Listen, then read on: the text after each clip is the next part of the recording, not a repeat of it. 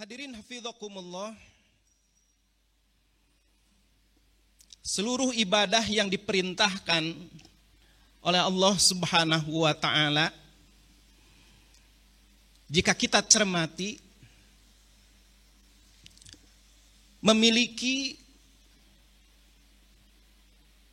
dua tujuan utama. Yang pertama,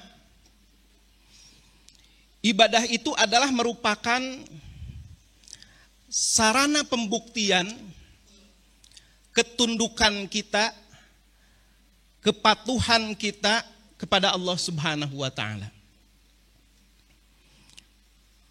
Oleh karena itu, wallahu a'lam, ketika Rasulullah ditanya atau menjelaskan tentang apa itu Islam, jawaban beliau, Bunyal Islamu ala khamsin. Islam itu tegak, ketundukan, kepatuhan, penyerahan diri kepada Allah.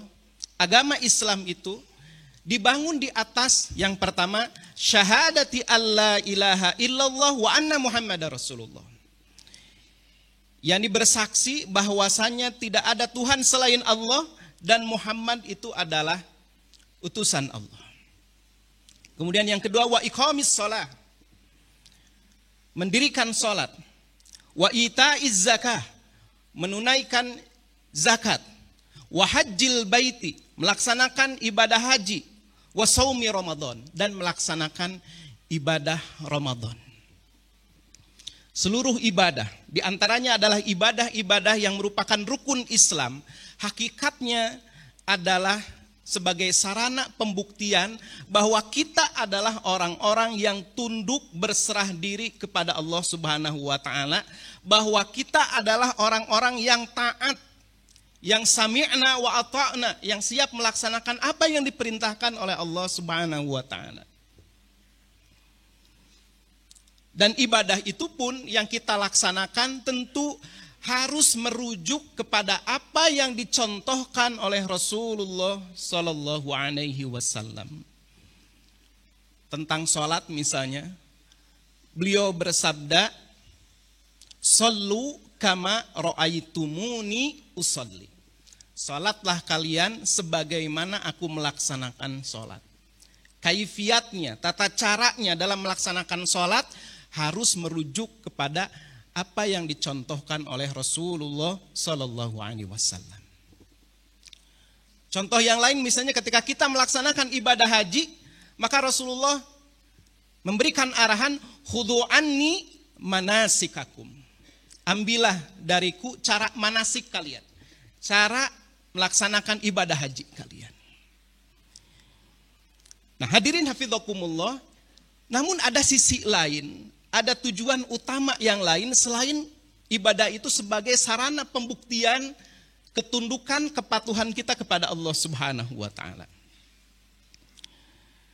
Perlu kita ketahui bahwa tujuan yang lain itu adalah bahwa ibadah yang kita lakukan hakikatnya adalah sebagai upaya penanaman al-akhlaqul karimah. Ibadah yang kita lakukan, sholat, zakat, puasa, haji, dan ibadah-ibadah yang lainnya hakikatnya memiliki nilai-nilai maknawiyah. Selain berkaitan dengan hal-hal yang bersifat lahiriah, bersifat kaifiat, tata cara pelaksanaan, juga berkaitan dengan hal-hal yang bersifat batiniyah atau bersifat maknawiyah.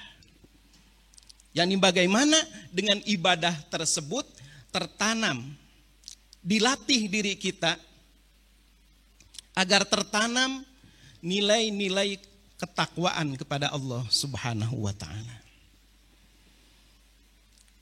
Di dalam Al-Quran, perintah sholat, di dalam Quran surat Al-Ankabut ayat 45, wa aqimis sholah, dan dirikanlah sholat.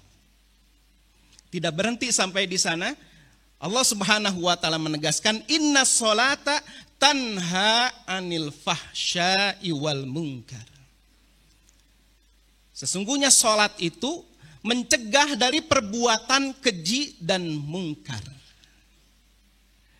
inilah yang bersifat maknawiyahnya.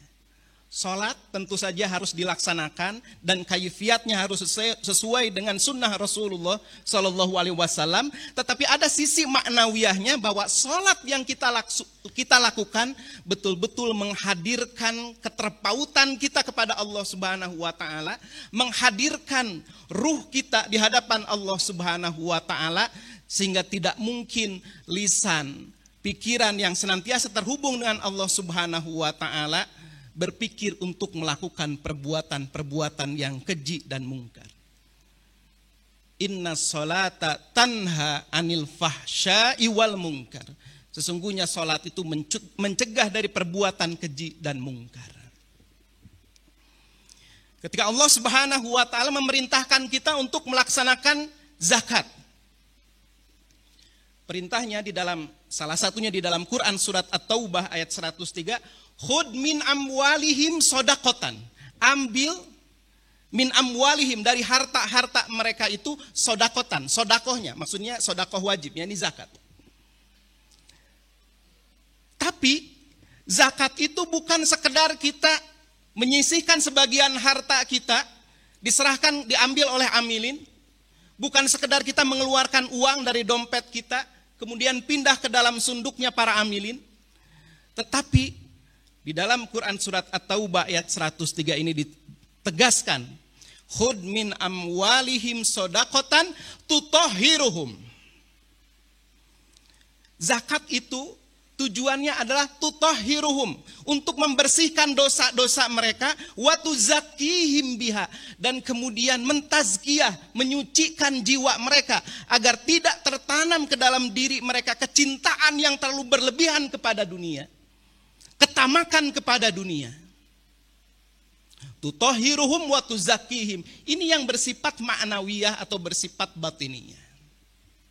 Yang juga harus kita perhatikan, bukan hanya bagaimana zakat yang benar, cara penunaian zakat yang benar, bagaimana melaksanakan kaifiat sholat yang benar, bagaimana takbir yang benar, lalu kita meributkan tentang hal-hal itu, tapi lupa kepada hal yang juga tidak kurang pentingnya, ada berkaitan dengan sisi-sisi maknawiyah dari ibadah-ibadah yang kita lakukan.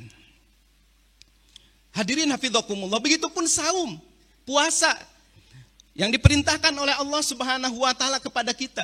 Ya ayyuhalladzina amanu kutiba alaikumus syiyam kama kutiba alal ladzina min qablikum la'allakum tattaqun. Puasa yang kita lakukan bukan hanya al-imsaku anil muftirat. Kita menahan diri dari perkara-perkara yang bisa membatalkan puasa kita, tidak makan, tidak minum, tidak berhubungan suami istri di siang hari. Min tulu'il fajri ila ghurubi syamsi ma'aniyah. Dimulai dari sejak terbit fajar hingga terbenam matahari disertai dengan niat ibadah kepada Allah. Bukan hanya al-imsak dalam pengertian tidak melakukan hal-hal yang bisa membatalkan puasa kita. Tetapi jelas di sana la'allakum tattaqun.